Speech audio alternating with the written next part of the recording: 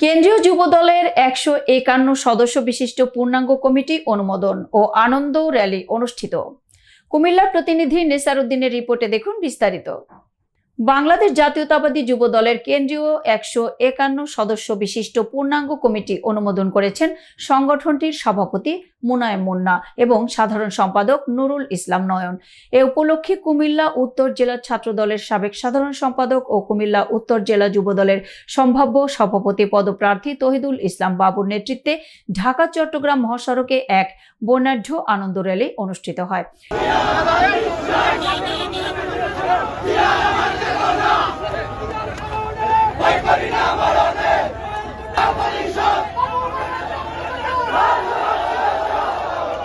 র্যালিতে যুবদলের হাজারো নেতাকর্মী অংশগ্রহণ করেন এবং কেন্দ্রীয় কমিটিকে শুভেচ্ছা ও অভিনন্দন জানান।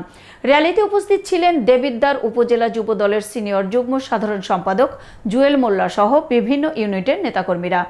এ সময় নেতারা সংগঠনের সাংগঠনিক কার্যক্রম আরও গতিশীল করার প্রত্যয় ব্যক্ত করেন এবং যুবদলের ঐক্য ও শক্তি বৃদ্ধিতে সবাইকে একযোগে কাজ করার আহ্বান জানান।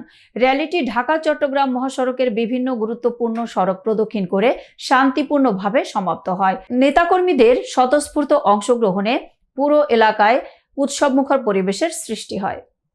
এতক্ষণ সঙ্গে থাকার জন্য ধন্যবাদ। i1 টিভির নিয়মিত আপডেট পেতে ভিজিট করুন আমাদের ওয়েবসাইট, ফেসবুক, ইনস্টাগ্রাম এবং ইউটিউব চ্যানেলে।